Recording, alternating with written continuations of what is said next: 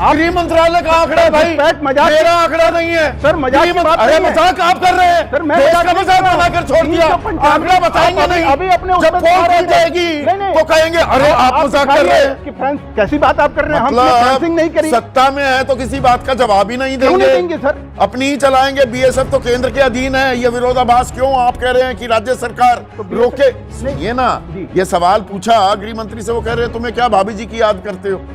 भाई 9 साल से बिहार यूपी में आपकी सरकार है, 10 साल से हरियाणा में आपकी सरकार है, चुन लिया, चुन कर ढूंढ लिया।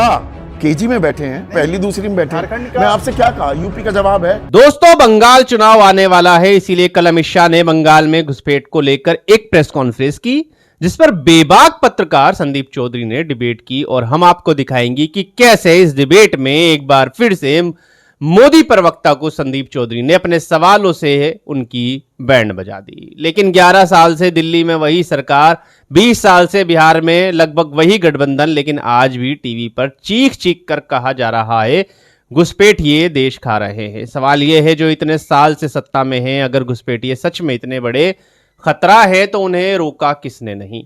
दुश्मन सीमा के पार है या कुर्सी पर बैठी नाकामी के पीछे छिपा हुआ है? घुसपैठ का शोर नाकामी का शील्ड है। यह है कि आज की राजनीति का सबसे खतरनाक खेल, हर चुनाव के आसपास कुछ ना कुछ नया डर पैदा किया जाता है। कभी रोहिंग्या, कभी बांग्लादेशी, कभी घुसपैठिए। अजीब बात यह है कि जो लोग 10-11 साल से देश चलाने का दावा कर रहे हैं, वही आज सबसे ज्यादा चिल्ला रहे हैं कि सीमा सुरक्षित नहीं, देश में घुसपैठ हो रही है। अगर यह सच है तो जिम्मेदार कौन हुआ? विपक्ष या 24 घंटे 7 दिन सत्ता का मजा ले रही सरकार?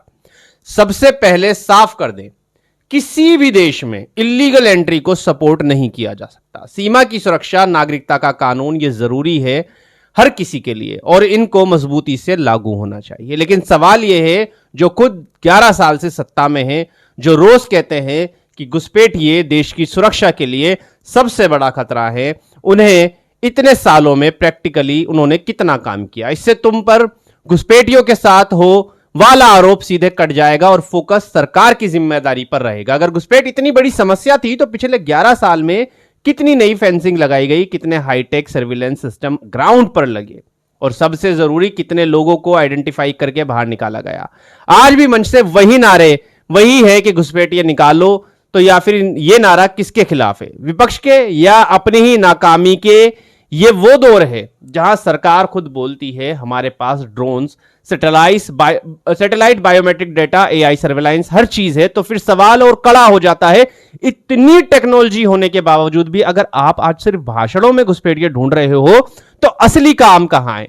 सिस्टम में या इंटेंशन में? जब आधार के नाम पर आम नागरिक की हर जानकारी तक राज्य पहुंच चुका है, तब यह कहना कि हमें नहीं पता कि कहां कहां घुसपैठिए है, यह टेक्निकल प्रॉब्लम कम पॉलिटिकल एक्सक्यूज ज्यादा लगता है।